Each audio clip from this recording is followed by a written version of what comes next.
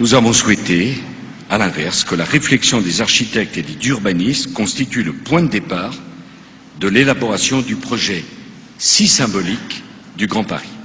Alors, il ne s'agit pas d'opposer l'art et la technique, d'opposer les architectes aux ingénieurs. Il s'agit que le financier ne décide pas tout seul en se contentant de la seule approche quantitative. Il s'agit que l'architecte ne se laisse pas emporter par le rêve fou d'une cité idéale qui le conduirait à faire table rase de la réalité dont nous voulons, Monsieur le maire, partir de cette réalité.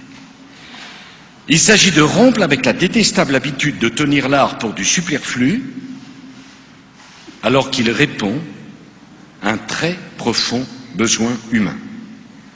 Il s'agit de rompre avec un rationalisme si excessif et si glaçant qu'il finit par être à l'opposé même de la vie. Il s'agit de rompre avec le fonctionnalisme qui a fait tant de dégâts dans nos villes, en spécialisant, en séparant, là où au contraire, il aurait fallu mélanger et réunir. Il s'agit de rompre, avec tout ce qui a déshumanisé nos villes depuis des décennies. Le point de vue de l'homme est le seul point de vue qui permette de penser la ville. La ville est faite pour l'homme et non pas l'homme pour la ville.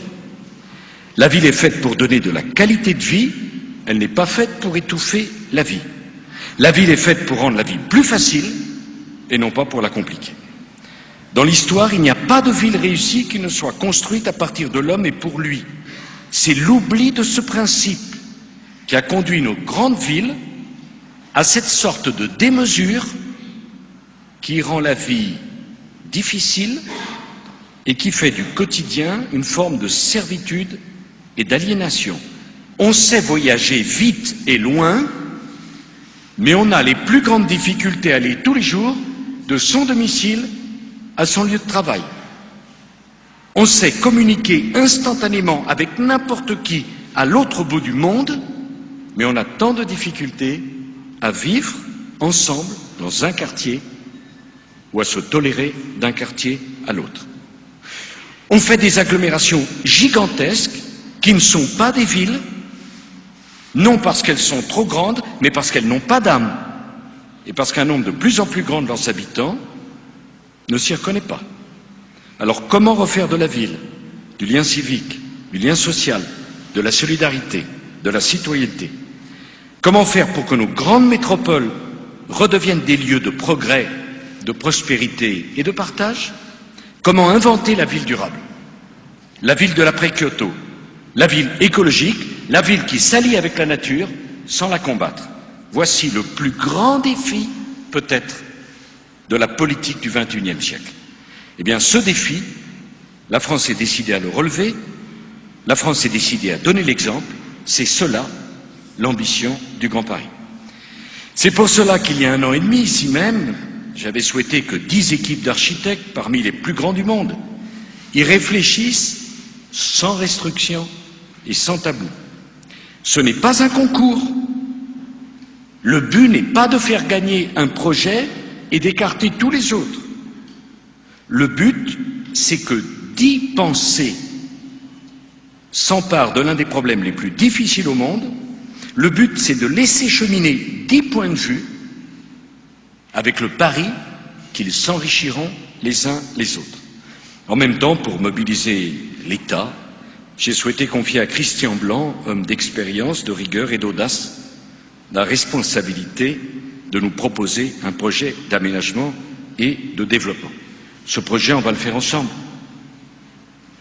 Les élus qui sont ici, au premier rang bien sûr, le président du conseil régional, les présidents des conseils généraux et le maire de Paris. Quel sens serait-il, avec une telle ambition, qu'on s'oppose? Parce que les uns sont de gauche et les autres de droite, la belle affaire. Et dans les RER et les trains, n'y a-t-il pas aussi des femmes et des hommes de gauche, du centre, de droite, et même qui ne se reconnaissent dans aucun d'entre nous? C'est une responsabilité collective, c'est une responsabilité partagée. Mais c'est la première fois dans le monde qu'une réflexion de cette ampleur est engagée sur la question de la grande métropole moderne. Le travail accompli est sans précédent. Ce travail, nous en avons un premier résultat sous nos yeux, avec les 10 représentations de l'avenir possible. Ce qui me frappe, c'est que ces représentations ne sont pas antagonistes. Et ce qui me frappe surtout, c'est que ces représentations ne sont pas chimériques, qu'elles sont réalistes, et je vais le démontrer. Donc je veux rendre hommage à toutes les équipes qui ont tant travaillé et qui, au fond, ont illustré le beau texte de Victor Hugo sur Paris pendant son exil à Guernesey, où il parlait de Paris, héritière de Jérusalem, d'Athènes et de Rome, et disant de Paris, Paris incarne le vrai, le beau, le grand. Eh bien, c'est exactement ce à quoi nous invite cette exposition. Le vrai, parce qu'il n'y a pas de grande métropole qui ne soit pour la civilisation dont elle est le centre, un foyer de savoir, de communion, de science. Parce qu'il n'y a pas de grande métropole qui ait une personnalité, j'allais dire une identité, sans une dimension intellectuelle, culturelle, j'allais dire spirituelle. Le beau, pas parce que la beauté, on l'a trop oubliée. C'est une dimension essentielle de la dignité de la vie humaine. La beauté d'une ville est une part indicible, mais bien réelle, du bonheur de ceux qui l'habitent. Sans doute, le beau est-il subjectif. Sans doute, le beau varie d'une personne à l'autre, d'une époque à l'autre. Mais ce n'est pas une raison pour éluder la question du beau, qui est quand même une question centrale. On peut construire haut. J'ai toujours pensé ça, Bertrand. On peut construire bas. On peut construire petit. On peut construire grand, pourvu que ça soit beau. Pourquoi s'interdire des tours si elles sont belles, si elles s'inscrivent harmonieusement dans le paysage urbain? Pourquoi s'interdire a priori une forme d'expression artistique, architecturale? La seule chose condamnable, c'est la laideur. Remettons la question du beau au cœur de nos choix politiques. C'est quand même un sujet qui compte. Et la civilisation, elle commence quand la politique et l'esthétique se lient l'une à l'autre. Non pas pour imposer un goût unique, une norme obligatoire, un art officiel, mais parce qu'en se préoccupant de l'esthétique, la politique exprime son souci de toucher le cœur des humains. Et à travers le Parthénon, la démocratie athénienne a parlé à tous les hommes.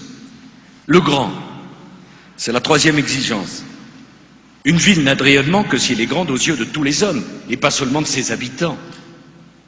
Paris est une ville monde.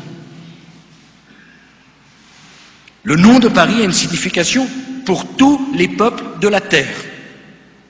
Paris est une ville monde, mais la région capitale est une économie monde. Paris, la région capitale, c'est pas simplement la capitale de la France. Paris, c'est la rivale de Londres, de New York, de Tokyo, de Shanghai. Elle a vocation à être au premier plan dans la civilisation et dans l'économie mondiale. Mais chacun d'entre nous est conscient. Il n'y a aucune place qui est acquise. Paris peut perdre son rang. La région de France peut perdre son rang. La France peut perdre son rang de grande nation. Et dans la partie qui se joue à l'échelle de la planète, il faut voir grand. Le grand Paris. Mais le grand Paris, ce n'est pas seulement l'élargissement des frontières de Paris. Le grand Paris, c'est Paris qui veut jouer un rôle dans l'économie européenne et mondiale. Le grand Paris, c'est Paris qui peut être la carte maîtresse de la France en Europe et dans le monde. Le grand Paris, c'est la volonté de penser le développement de Paris dans une perspective, oserais-je le dire, beaucoup plus large que les limites du périphérique, infiniment plus large que les limites de la petite couronne, beaucoup plus large, cher Jean-Paul, que les limites de l'Île-de-France. Le Grand Paris, c'est la volonté de penser l'avenir de Paris dans le cadre d'une stratégie d'aménagement et de développement des territoires à l'échelle nationale. Alors bon, Victor Hugo, le vrai, le beau, le grand. Il en manque un, le juste. Parce que la ville ne peut pas exclure, elle doit unir. Parce que la ville brasse les âges elle métisse les pensées, la ville, les cultures. Et la ville doit être une source de protection pour les plus faibles. Et elle doit permettre à ceux que la vie a usés, que l'âge a rendus plus fragiles, de ne pas se sentir rejetés.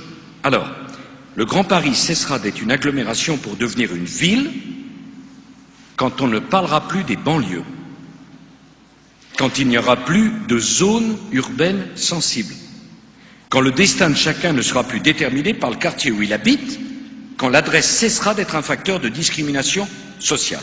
Vrai, beau, grand, juste, voilà le programme du Grand Paris. Alors, je tiens à dire, avant de rentrer plus dans le détail, nous n'allons pas raser la ville pour en construire une autre, la région pour en construire une autre. Ce serait absurde. Personne ne défend cette idée. Nous n'allons pas remplacer la ville ancienne par une ville nouvelle. Nous allons édifier une nouvelle ville. Je ne parle pas au sens administratif ou juridique, je parle de l'ensemble, à partir de l'ancienne. Le Grand Paris, ce n'est pas un plan figé, un plan rigide, c'est un processus de transformation, c'est l'exploitation de tous les possibles, et j'ai bien conscience que cette nouvelle page de l'histoire de Paris, nul ne peut l'écrire seul.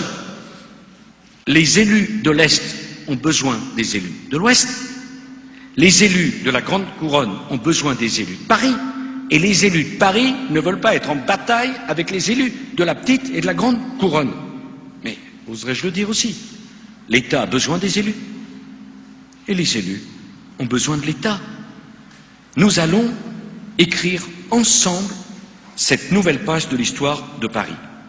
Mais entre la main invisible du marché, qui indexe tout le développement de l'agglomération sur un seul critère, le niveau de la rente foncière, et de l'autre côté, la planification rigide qui a détruit tant de villes, il faut qu'on invente un équilibre.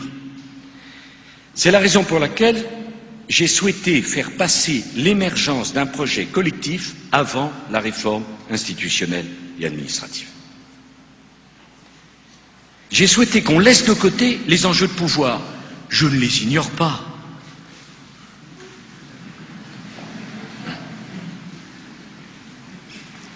Mais au stade où nous en sommes, ça n'aurait aucun sens. Aucun. Et nous serions tous condamnés et jugés sévèrement par l'ensemble de la population. Ce qui compte, c'est le projet collectif. Et que ce projet collectif permette aux habitants d'être plus heureux de vivre et que Paris devienne l'exemple d'une ville où il fait bon vivre. Moi, je me rallie à une phrase que j'ai trouvée fantastique d'une des équipes qui a dit « Ce qui serait extraordinaire serait d'améliorer l'ordinaire ». Franchement, je m'en veux de ne pas avoir trouvé un truc pareil, parce que ce qui serait extraordinaire, ce serait d'améliorer l'ordinaire, c'est exactement ce qu'on veut faire. Alors, l'axe principal du Grand Paris, je veux dire du développement économique, c'est l'axe principal du développement économique européen de Londres à Milan, ça prend la France en écharpe par l'Est. Et si nous laissons aller les choses, le risque est de voir Paris décrocher et nos deux grands ports, Le Havre et Marseille, péricliter de façon irrémédiable. Faisons donc le choix stratégique d'une nouvelle dynamique territoriale dont le Grand Paris sera le foyer. Faisons ce choix stratégique que nous dicte la géographie. Le Havre, c'est le port du Grand Paris. La Seine, c'est l'axe nourricier autour duquel la métropole a vocation à s'ordonner. Avec la décision de réaliser, cher Jean-Louis Borloo, le canal Seine-Nord, inscrit dans le Grenelle de l'environnement, le bassin de la Seine sera désenclavé dès 2015. La grande vitesse sur l'axe Le Havre-Paris mettra Le Havre à 1 heure de Paris et le développement d'un grand port de transformation à Achères avec l'embranchement du réseau fluvial Nord-Europe et de la Seine s'impose logiquement. Pour tirer le centre de gravité de l'économie ouest européenne vers le sud, nous voilà obligés de penser le développement de la métropole du Grand Paris sur la grande échelle de la vallée de la Seine, jusqu'à la mer, et d'inverser les flux d'échange vers l'Europe du Nord. Ce raisonnement à grande échelle est la seule façon de relever le défi de l'après-Kyoto. C'est la seule façon d'avoir des marges de manœuvre. On ne peut pas relever le défi de l'après-Kyoto de la ville durable en restant dans les limites de sa seule collectivité territoriale. La ville durable ne peut se concevoir que dans cette perspective large, où l'on peut inscrire une révolution dans les modes de production et de transport.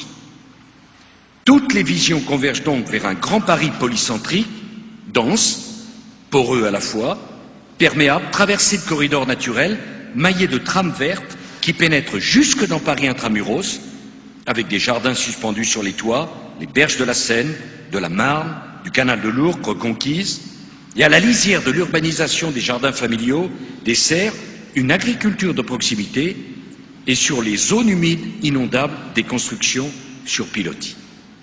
La proposition de planter une nouvelle forêt d'1 million d'arbres sur les 2500 hectares du Cône de Bruy de Roissy mérite que l'on s'y arrête. Elle permettrait à elle seule de capturer 13 tonnes de carbone par an. L'augmentation de 30% des forêts franciliennes ferait baisser de 1 à 2 degrés la température nocturne pendant un pic de chaleur au centre de Paris. Tout cela est possible. Les propositions sont sur la table, les cartes sont dessinées, à nous de savoir si nous voulons le faire. Avec le développement des énergies renouvelables, des transports propres, du recyclage, de l'agriculture de proximité, c'est à travers cette alliance nouvelle entre la ville et la nature que le Grand Paris relèvera le défi écologique et dessinera le modèle de la ville durable. Alors j'ai bien conscience que ce vaste espace métropolitain a besoin d'une nouvelle géographie culturelle, avec des repères, des monuments, des lieux symboliques et familiers, le recensement de tous ces lieux magiques, de Montmartre à Versailles, des bords de la Marne, vallée du Loup, la vallée au Loup, pardon, de Châteaubriand, du Mont Valérien au port de Gennevilliers, donneront à la métropole une identité et dessineront ce que l'une des équipes a joliment appelé le passage de la ville du besoin à la ville du désir. Au cœur de la métropole, il verra la vallée de la Seine se muer en vallée de la culture, au centre, la grande bibliothèque, le Grand Louvre, Orsay, le musée des Arts Premiers, le Grand Palais rénové, la Cité de l'Architecture, une nouvelle institution autonome, emblématique, dédiée à l'art contemporain, installée au Palais de Tokyo, à l'ouest, dans les bois de Boulogne, la Fondation Louis Vuitton, l'île Seguin, dédiée à tous les arts, à l'est, le pôle Images et Médias autour de l'INA, de l'école des Gobelins à Noisy-le-Grand, des universités de Marne-la-Vallée et de Créteil, au nord, la Villette, avec l'installation de la Philharmonie de Paris, à côté de la Cité de la Musique, du Conservatoire et de la Cité des Sciences, la Cité européenne du cinéma, toujours au nord, de Luc Besson, au nord, un grand équipement culturel et scientifique prestigieux, consacré à toutes les formes d'expression culturelle artistique, installé au Bourget, au sud, le McVal de Vitry, voué lui aussi à l'art contemporain. Des pôles d'excellence à vocation mondiale doivent émerger pour l'avenir. Il faut appuyer le développement en mobilisant tous les leviers. À l'ouest, la défense devrait devenir la cité financière, des services aux entreprises à haute valeur ajoutée. Et pourquoi pas, cher Patrick Devedjian, monsieur le maire, imaginez l'université de Dauphine pour faire le plus formidable cluster de l'industrie de la finance. À l'ouest, la vallée industrielle de la Seine autour du port d'Achères, du pôle universitaire de Cergy-Pontoise. Son avenir est dans les éco-industries et la logistique. Au sud, le plateau de Saclay, où l'État va investir 850 millions d'euros au titre du plan campus, chère Valérie Pécresse, et qui a vocation à devenir l'un des plus importants centres scientifiques et technologiques au monde. Au sud encore, la vallée des biotechnologies, avec des laboratoires de recherche, des entreprises pharmaceutiques, les grands centres hospitaliers. Je pense au campus dédié au cancer à Villejuif, au Génopole à Évry, au pôle nutrition santé autour de Rungis et d'Orly, et à Sud-Clamart autour de l'hôpital Béclair, à la vallée scientifique de la Bièvre. À l'est, un grand pôle industriel et scientifique consacré à la construction, à la maintenance, au service de la vie durable, autour des compétences en matière de services urbains, de nouveaux matériaux pour le bâtiment, de traitement des eaux, de captage et de stockage du gaz carbonique. Au nord, dans la plaine Saint-Denis, un pôle dédié aux industries de la création. Autour de ces métiers de l'image, des formations techniques de haut niveau et du campus Condorcet dédié aux sciences humaines et sociales. Au nord encore, autour du Bourget, il va falloir voir qu'est-ce qu'on en fait du Bourget. Un pôle dédié peut-être à l'aviation, au tourisme d'affaires, à la formation professionnelle dans ces métiers. Et autour de Roissy et de Villepinte, un pôle dédié aux échanges internationaux et au développement industriel de la logistique.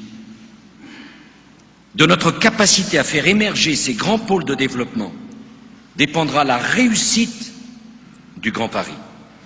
Le point clé, c'est le blocage du développement urbain. Le constat est unanime. Les lieux de la métropole sont figés, coincés, emprisonnés entre des barrières, des réseaux à grande vitesse qui sillonnent notre territoire. Alors que l'avenir est aux îlots ouverts, aux quartiers évolutifs. Une formule résume tout, la ville durable, c'est la ville transformable. Alors désenclavons, luttons contre les juxtapositions, rétablissons de la continuité dans les cheminements. Il faut construire des ponts, des passerelles, créer des lisières avec la nature chaque fois que c'est possible, couvrir les coupures, transformer les nationales en boulevards, les routes en rues, ou quand ce n'est pas possible, les enterrer. Regardez l'avenue Charles de Gaulle, dans une ville qui m'est chère, une des voies les plus fréquentées d'Europe. Elle coupe la ville en deux, elle casse la perspective entre l'Arc de Triomphe et Saint-Germain. Il faut l'enfouir. Regardez le périphérique. Il isole Paris bien davantage que jadis le mur des fermiers généraux. Il sépare le cœur de ses membres. Et ça ne peut pas durer. Regardez la Défense, que son urbanisme de dalle et son périphérique isolent aussi. Il ne s'agit pas de juger et de critiquer, il s'agit de constater. Mais regardez les tranchées ferroviaires béantes, chère Françoise de Panafieux, qui éventrent la ville entre Saint-Lazare et le pont Cardinet. Mais ce qu'on va entreprendre à la Défense pour en refaire un quartier de Plain-Pied avec la ville, il nous faut l'entreprendre partout. C'est un enjeu majeur. Et ce doit être une priorité inscrite dans tous les schémas directeurs, dans tous les documents d'urbanisme.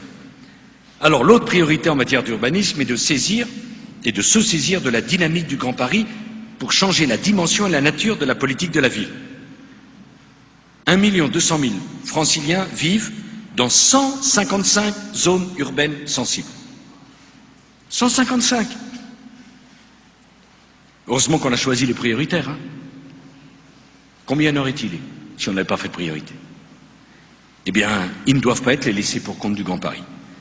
On ne peut pas se contenter de rénover l'habitat, même si ce que Jean-Louis Borloo a voulu avec l'ANRU est fantastique, et c'était nécessaire. Mais on va sortir du zonage. On va essayer de travailler sur des périmètres plus larges, étendus au moins jusqu'aux gares, jusqu'à ce que ces portes d'entrée pour lesquelles l'habitant de la banlieue accède aux ressources de la ville. Il nous faut d'ailleurs réfléchir aux nouvelles missions d'aménagement qui pourraient être confiées à l'Agence nationale de rénovation urbaine, à la mobilisation des moyens matériels et juridiques dont elle pourrait être dotée, au foncier public qui pourrait être mobilisé, à la manière dont toutes les administrations et les entreprises publiques qui disposent d'un grand patrimoine foncier, port autonome, aéroport, SNCF et RATP, pourraient être mises à contribution dans le cadre d'une stratégie globale. Le Grand Paris, c'est un plan de cohésion urbain qui prolonge et qui élargit le plan de cohésion sociale. Alors, comment y parvenir si le déficit en logement accentue les disparités sociales, éloigne toujours plus le domicile du lieu de travail? Pour résorber le déséquilibre entre l'offre et la demande, il faut construire davantage. Nous sommes tous d'accord. Eh bien, nous allons construire 70 000 logements par an, c'est-à-dire le double du rythme actuel. L'obstacle, même si je choque, n'est pas dans la rareté du foncier. Il est dans la façon dont on gère le foncier. L'offre foncière est beaucoup plus élastique qu'on ne le dit. En recensant toutes les superficies disponibles, on révèle, en préservant les surfaces rurales, une offre foncière de l'ordre de 200 km², soit 2 fois la superficie de Paris intramuros. Je dis en préservant les surfaces rurales. C'est-à-dire 2 à 3 fois supérieur à ce qui est nécessaire pour construire le 1,5 million de logements nécessaires pour répondre aux besoins à horizon 2030. Alors si le problème n'est pas le foncier, quel est le problème? Eh bien c'est la réglementation. Il faut libérer l'offre. Pour le coup, il faut déréglementer. Il faut élever les coefficients d'occupation des sols. Il faut rétablir la continuité du bâti dans les zones denses. Il faut permettre à chaque propriétaire d'une maison individuelle de s'agrandir, d'ajouter une pièce ou un étage. Il faut rendre constructives les zones inondables, mais par des bâtiments adaptés à l'environnement et aux risques. Il faut utiliser les interstices, les délaissés d'infrastructures. Il faut changer nos procédures. Il faut changer notre façon d'appliquer le droit. Allez, pour être plus clair, parce que j'ai conscience de ne pas l'être assez, il faut changer notre façon de concevoir les choses, sortir du respect passif d'une réglementation de plus en plus pesante.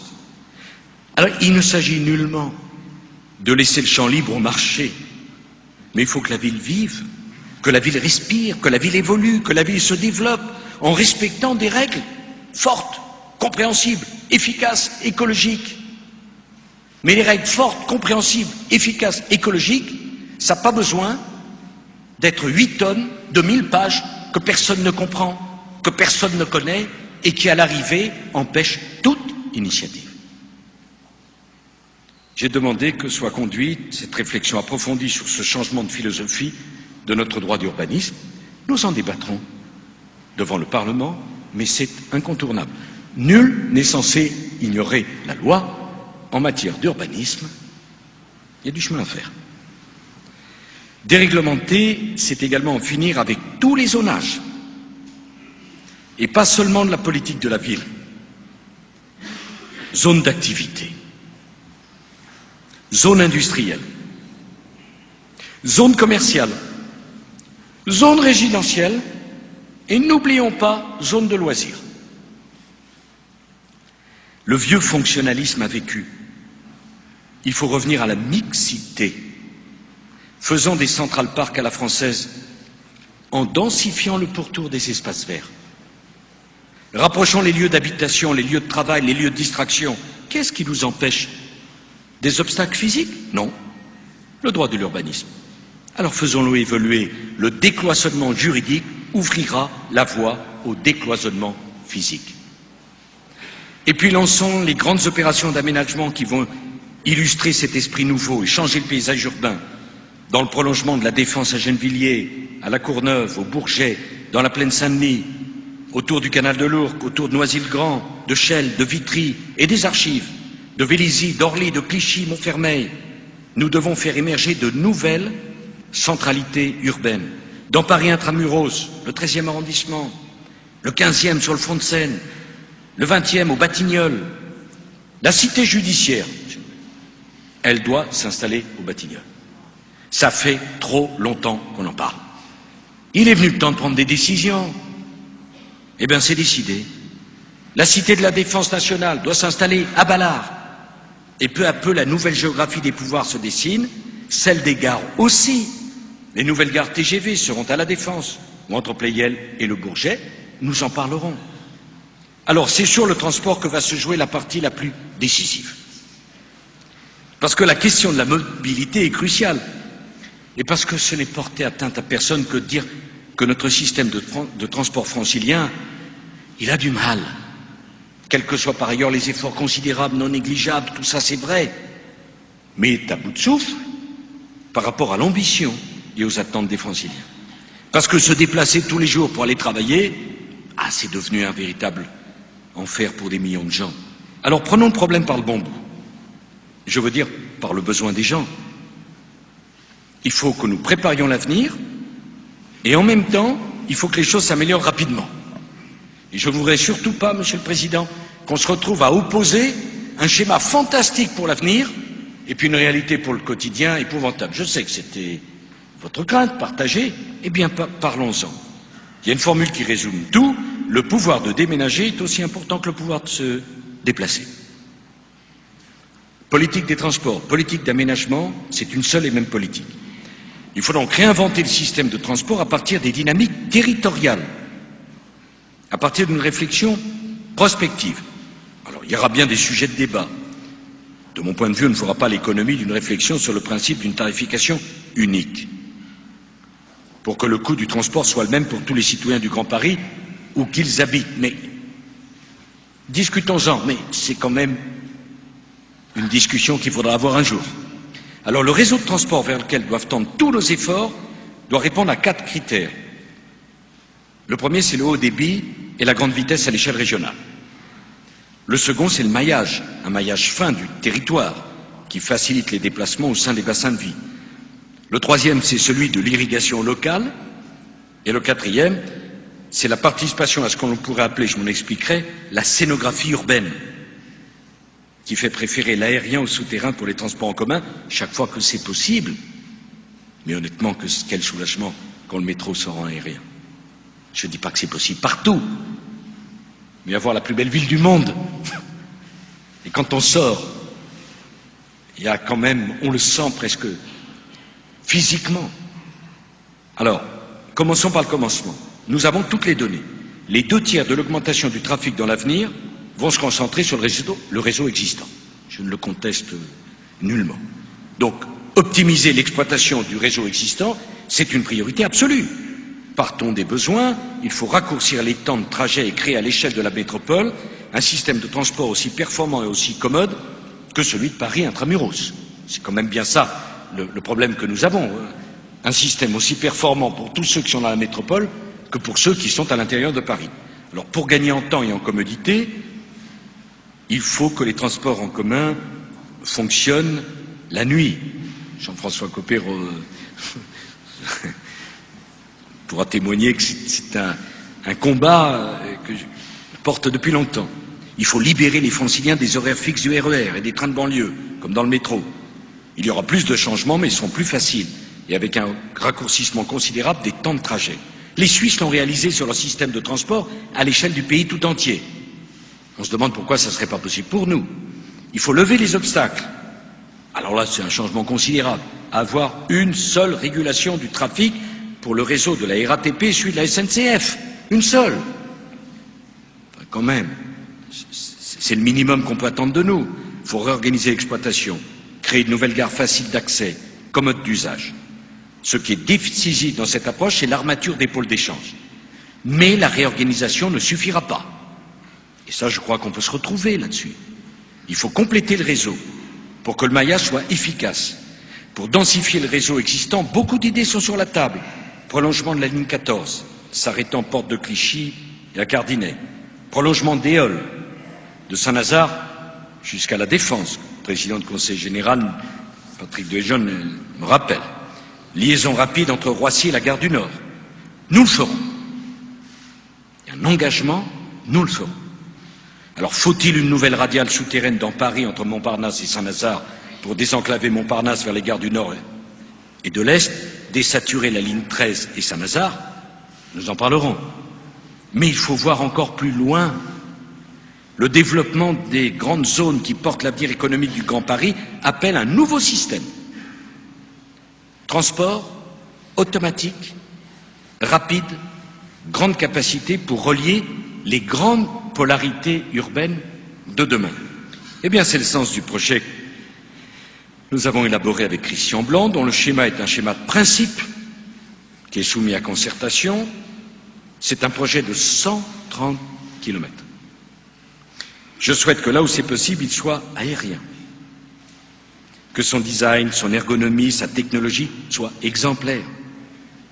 Rêvons qu'il soit une vitrine mondiale de notre savoir-faire en matière de transport et qu'il permettra de faire que se déplacer devienne un plaisir. Je le dis avec force, il ne s'agit pas de revenir sur ce que vous avez décidé, vous, les élus de la région. Voilà. Ce que je propose est suffisamment ambitieux et difficile qu'on n'ait pas de faux débats. Il s'agit de préparer l'avenir. Il ne s'agit pas, que je sois bien entendu, de retrancher. Il s'agit d'ajouter. Ce qui a été décidé sera mis en œuvre, les engagements de l'État seront tenus. Alors, combien coûtera le Grand Paris? Je vais prendre mes responsabilités. Cette question, on me la pose. Je pense que c'est une question mal posée.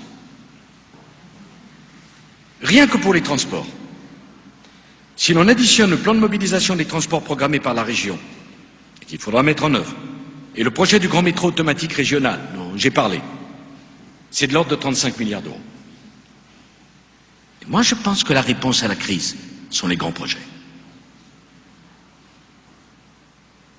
Et que la France ne s'en sortira que si elle a des grands projets. Si encore une fois notre pays, Paris, la métropole, la France, fait le choix de renoncer à l'investissement parce qu'il y a une crise, alors nous sortirons de la crise plus faibles que nous sommes. La crise, c'est l'opportunité de faire des grands projets. Alors, comment on le financera? La valorisation du foncier procurera d'importantes recettes. 2 valorisations du foncier. La quantité de foncier. Et si nous arrivons à créer une 30aine de gares, chacun sait bien qu'à la minute où l'on crée une nouvelle gare, le foncier, dans un périmètre à définir, on en discutera, se valorise considérablement. Et ne peut-on pas imaginer que cette valorisation du foncier profite à l'ensemble des Franciliens en participant au financement de ces projets de transport public? C'est la question que nous allons poser. Deuxième recette, l'augmentation de la fréquentation des transports en commun. Mesdames et messieurs, comment penser qu'on résoudra les problèmes d'embouteillage à Paris, en région Île-de-France, de pollution dans la région métropole, si on ne met pas à la disposition des Franciliens, au sens large, les transports en commun avant qu'ils n'abandonnent leur voiture? Ce qui ne va pas dans notre système, à nous tous, c'est qu'on dit aux gens, abandonnez votre voiture et dans 40 ans, on vous fera des transports en commun qui vous permettront de la remplacer. Et si on leur disait, on va faire le système, et ça vous permettra de mettre de côté votre voiture à chaque fois que ça ne sera pas nécessaire. J'ajoute qu'il sera plus facile d'amortir un système de transport en commun sur 24 heures par jour que sur une partie de la journée. J'ajoute qu'il sera plus facile d'amortir un système de transport en commun qui fonctionnera de façon automatique. Au moins de ce côté-là, nous ne nous battrons pas sur le service minimum. Alors dans le Grand Paris de surcroît, beaucoup de projets sont rentables. Eh bien, ils feront l'objet de partenariats public-privé. Sur le financement des transports, j'ai demandé à un élu francilien, Gilles Carrez, rapporteur général de la Commission des finances de l'Assemblée nationale, la mission de nous faire des propositions sur le sujet. Mais la plupart des dépenses du Grand Paris sont des investissements. Et j'en terminerai par là. Il faut mettre le Grand Paris au cœur de notre stratégie de croissance verte. Et Jean-Louis Borloo a parfaitement raison. La croissance de demain, elle sera une croissance durable où il n'y aura pas de croissance. Il faut mettre le Grand Paris au cœur de notre stratégie d'attractivité. Il faut mettre le Grand Paris au cœur de notre stratégie de relance économique. Le Grand Paris, c'est la France d'après la crise. Le Grand Paris, c'est un projet qui n'appartient pas à un parti, qui n'appartient pas à un camp, qui concerne tout le monde et qui appartient à tout le monde. Tout le monde sont les élus départementaux, les élus municipaux, que je souhaite voir réunis dans une agora du Grand Paris en partant de ce que vous avez imaginé avec Paris Métropole. Pourquoi pas? Tout le monde, c'est tous les Franciliens qui doivent pouvoir s'exprimer dans des états généraux du Grand Paris que nous pourrions organiser, par exemple, au début de l'année prochaine. Le Grand Paris, c'est l'État qui prend ses responsabilités, qui se donne les moyens juridiques d'agir, mais c'est un État qui ne décide pas seul, qui donne l'impulsion, qui ne veut pas opposer un projet et qui sait que nous ne pouvons réussir que si ce projet est partagé par tous. Alors, un mot sur le calendrier. Nous ne pouvons pas perdre de temps. Nous allons faire le Grand Paris en 10 ans. Nous allons mettre 10 ans pour construire le nouveau système de transport et toutes les infrastructures.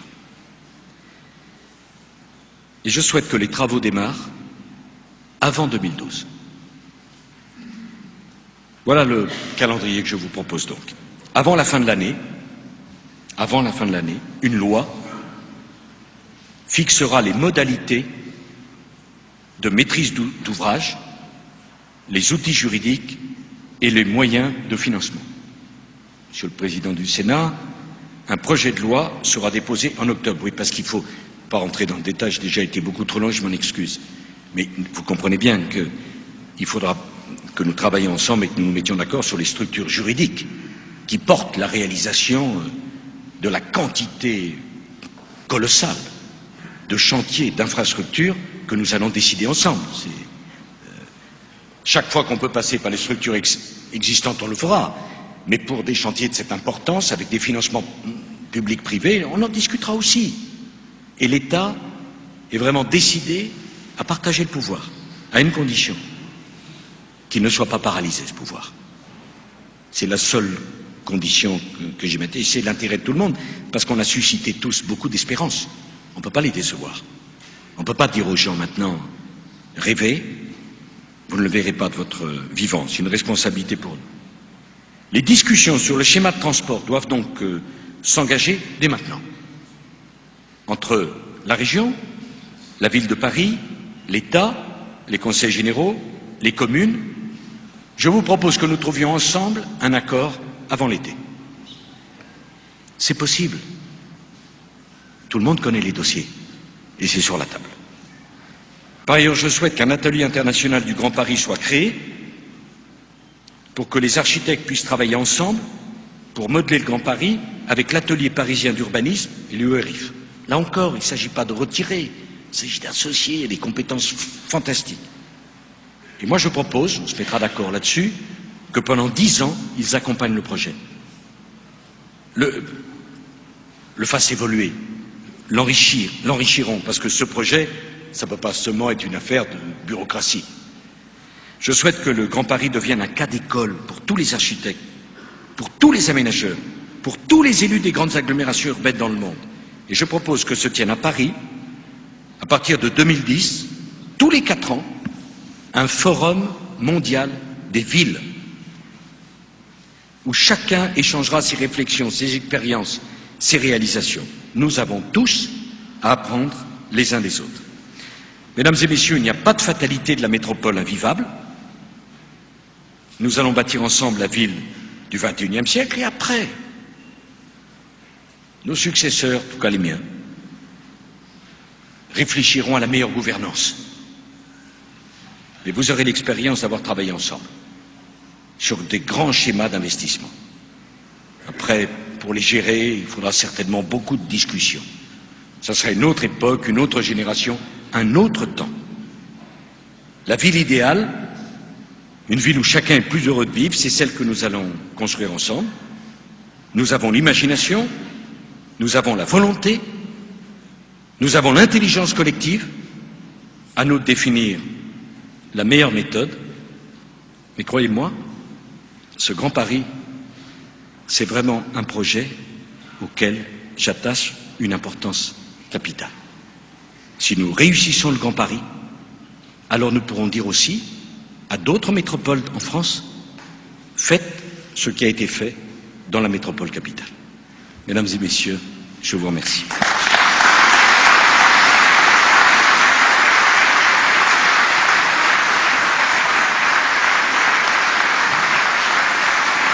Vous venez de suivre le discours de Nicolas Sarkozy sur le Grand Paris. Vous pourrez le revoir sur notre site internet publicsénat.fr. Merci de votre attention et à très bientôt sur Public Sénat.